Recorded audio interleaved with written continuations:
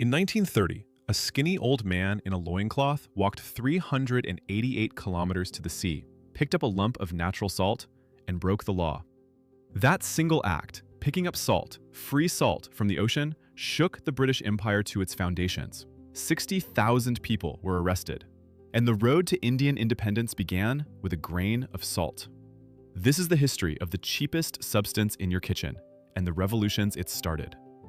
Welcome to Object Origins. This is where everyday things turn out to have the most extraordinary histories.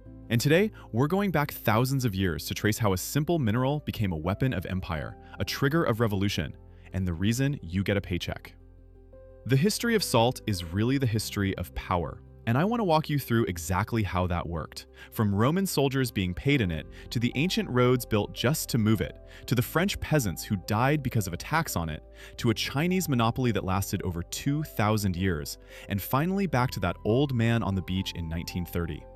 Stay through to the Gandhi story, because that's where the whole arc lands, and it might be the most elegant act of political rebellion in recorded history. Quick note before we dive in. This video covers historical events and their political context. Everything here is based on well-documented historical record, not modern political commentary. To understand why the history of salt matters, you have to forget that you have a refrigerator. For almost all of human history, salt was the only reliable way to preserve food. Meat, fish, vegetables. Without salt, they rotted in days. With salt, they could last months, entire winters, entire sea voyages. That means control over salt wasn't a trade advantage. It was a matter of life and death. Whoever controlled the salt supply controlled whether your village ate through February or starved. That's not an exaggeration. That's just the math of survival before refrigeration. So when we talk about the salt trade history, we're really talking about the history of who got to survive and on whose terms. Here's a piece of the history of salt that's sitting right inside the English language, hiding in plain sight. The word salary comes from the Latin salarium, which is thought to derive from sal, meaning salt. Roman soldiers were partly compensated with salt, or with money specifically allocated to buy it. Salt was currency, logistics, and military power all at once. And Rome didn't leave that to chance. They built roads specifically to move it. The Via Salaria, the Salt Road, is one of the oldest roads in Italy, running from the Adriatic coast straight into Rome. Think about what it means that one of the ancient world's greatest empires built infrastructure specifically for this one mineral. That tells you everything about how central it was. If you've ever complained about your salary, by the way, you are, technically, complaining about your salt ration. And I find that very funny. Now, Rome used salt as payment, but other empires had a different idea: tax it. And nowhere was that more brutal or more consequential than France.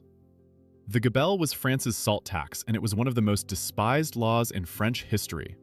It wasn't just that people had to pay for salt, it was how the system worked. The French crown set an artificially high minimum. Peasants were legally required to buy a fixed quota of salt per person per year at the government's price from the government's suppliers. You couldn't buy less, you couldn't source it elsewhere. And the price was set so high that for the poorest families, the salt tax consumed a significant portion of their income. Evasion was a criminal offense. People were imprisoned for smuggling salt from one region to another, because different regions had different tax rates, and the price difference was enormous. Historians estimate that tens of thousands of people were arrested, and hundreds were sentenced to hard labor, specifically for salt smuggling. When the French Revolution came in 1789, the Gabelle was one of the specific grievances written into the Cahiers de doléances, the formal complaints the people submitted to the king.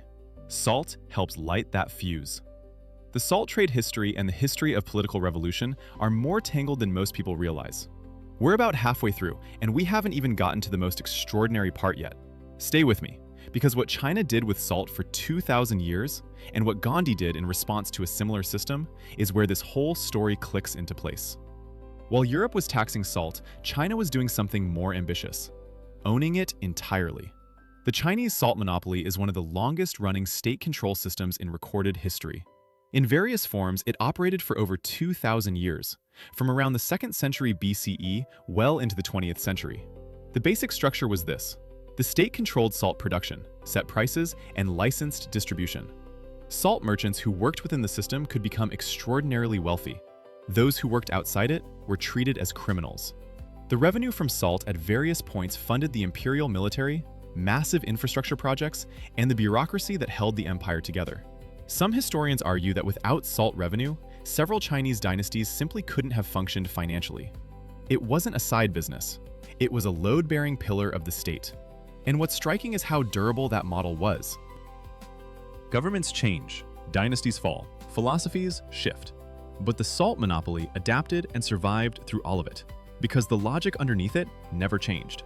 Control what people need to survive, and you control people. Which brings us back to 1930, and to the most elegant dismantling of that logic in history. India under British rule faced its own version of the salt monopoly. The British taxed Indian salt heavily and made it illegal for Indians to collect or produce their own, even from the ocean that surrounded their own coastline. You could be imprisoned for picking up salt from the beach.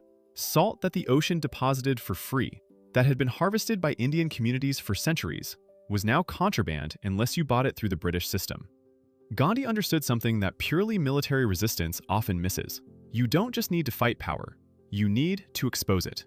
You need to make the injustice so visible, so undeniable, that even the people enforcing it can't pretend it's legitimate anymore. So on March 12, 1930, he started walking. From his ashram in Sabarmati to the coastal village of Dandi, 388 kilometers on foot, over 24 days, with a growing crowd of followers behind him. No weapons, no speeches about armies, just walking toward the sea. On April 6th, he reached the beach. He picked up a small lump of natural salt left by the tide. He held it up, and in that gesture, he broke British law as clearly and publicly as possible. The response was enormous. Across India, people began making their own salt, on beaches, in courtyards, on rooftops. The British arrested approximately 60,000 people. The world press was watching, and the images of peaceful Indians being beaten by colonial authorities for the crime of picking up salt were impossible to spin into anything that looked like a just empire.